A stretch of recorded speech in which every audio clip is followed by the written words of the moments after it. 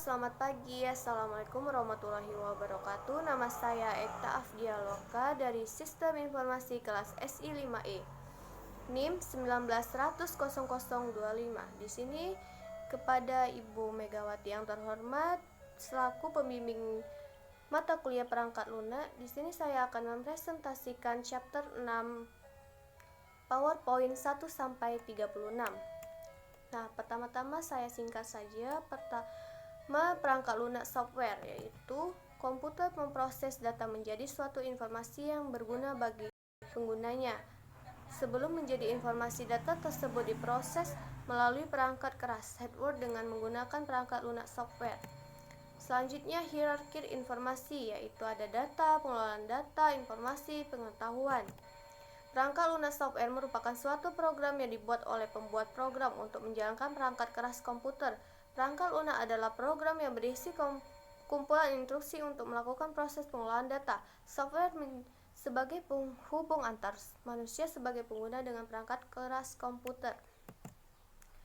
Nah, selanjutnya perangkat lunak komputer berfungsi untuk mengidentifikasi program, menyiapkan aplikasi program sehingga tata kerja seluruh perangkat komputer terkontrol, mengatur dan membuat pekerjaan lebih efisien. Berdasarkan pengembangannya, perangkat lunak dibagi menjadi beberapa area, yaitu area pemula, area stabil, area mikro, area modern. Nah, selanjutnya fungsi perangkat lunak. Di sini merupakan proses programan yang berisi instruksi atau perintah yang dimengerti oleh komputer menjadi melakukan kegiatan seperti menghitung, menggambar, dan menghasilkan suara, sehingga ada komunikasi antara komputer dengan pemakainya. Nah, terus ada macam-macam perangkat lunak nih, yaitu sistem operasi, program aplikasi, bahasa pemrograman, program bantu. Sistem operasi yaitu program yang berfungsi untuk mengendalikan sistem kerja yang berdasarkan sehingga mengatur kerja media, input, output, tabel, penggunaan, memori, penjadwalan, message word, dan lainnya. Dua, fungsi utama sistem operasi: menyimpan program dan aksesnya, membagi tugas di dalam CPU, mengelola tugas-tugas penting, merekam sumber-sumber data. Sistem operasi untuk mengendalikan program kerja komputer secara mendasar seperti mengatur menjadi media input, proses output, mengatur memori, penjadwalan proses. Contoh sistem operasi: DIC Operating System, Microsoft Windows, Linux, dan Unix. Nah, selanjutnya program aplikasi. Program aplikasi adalah perangkat lunak yang dirancang khusus untuk kebutuhan tertentu, misalnya program pengelolaan data, pengelola gambar kerja, program presentasi, desain grafis, dan lain-lain. Program aplikasi merupakan suatu program paket yang telah dirancang dan dibuat untuk kebutuhan tertentu. Word processing program, database, program speaking, program CAD. Nah, selanjutnya word fetching merupakan salah satu program aplikasi di mana dalam mengoperasinya menggunakan teks. Program database merupakan salah satu program aplikasi yang berfungsi untuk merancang atau membuat serta mengelola database, yaitu MySQL, SQL Server, MySQL, dan selainnya. Nah, program spreadsheet merupakan salah satu program aplikasi yang berfungsi untuk bidang keuangan, pembukuan, atau melakukan penghitungan secara otomatis. Program CAD merupakan salah satu program aplikasi yang berfungsi untuk media lukis. Program Launch Article merupakan salah satu program aplikasi yang berfungsi khusus untuk mengatur tata letak objek yang digunakan pada cover suatu media cetak atau elektronik. Nah, di sini bahasa pemrograman perangkat lunak bahasa, yaitu program yang digunakan untuk mengerjakan instruksi yang ditulis dalam bahasa pemrograman.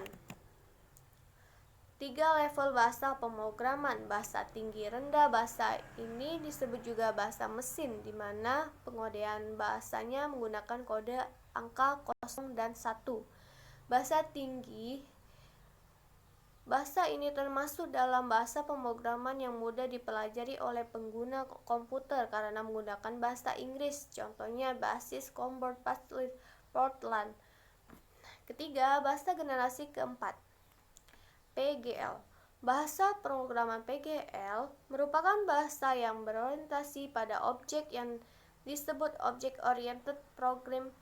Contoh software ini adalah Visual Basic Visual C++. Bahasa tingkat rendah merupakan bahasa yang digunakan komputer sendiri. Bahasa tingkat menengah bahasa yang komputer yang menggunakan singkatan dan sudah mendekati bahasa sehari-hari. Bahasa tingkat tinggi merupakan bahasa komputer yang sudah dibuat dan dikembangkan dengan menggunakan bahasa sehari-hari. Program bantu merupakan perangkat lunak yang berfungsi sebagai aplikasi pembantu dalam kegiatan yang ada hubungannya dengan komputer, misalnya memformat disket, mengopi data, mengakses file, dan lain-lain. Contoh software ini diantaranya Norton Ultimate, WinSpy, Norton Antivirus. Perangkat lunak untuk keamanan komputer antivirus. Untuk meningkatkan keamanan komputer dari serangan virus maupun hacker diperlukan perangkat lunak seperti antivirus dan firewall. Virus adalah sebuah program yang menyusup dan dapat berkembang biak dengan sendirinya dalam media penyimpanan komputer. Dampak yang ditimbulkan oleh serangan virus yaitu 1. Menghabiskan ruang atau memori media penyimpanan, mengganggu kinerja memori sehingga aktivitas memori lambat. 3. Mempengaruhi kinerja komputer secara keseluruhan. 4. Merusak file-file yang terdapat di dalam komputer. 5. Merusak perangkat kerja komputer dalam jangka waktu yang lama. Antivirus harus selalu di-upload agar kita dapat mengetahui jenis virus pada yang menyerang. Biasanya komputer yang terserang virus dapat dirasakan penggunanya, yaitu proses kerja komputer menjalankan lambat sering terjadi hack diskit menjadi penuh, memori berkembang, dan lainnya. Beberapa cara yang dapat digunakan untuk menghindari serangan virus. 1. Memberi proteksi komputer dengan antivirus. 2. Melakukan upload antivirus dengan database-nya. 3. Berhati-hati terhadap file kirimnya dan file hasil download.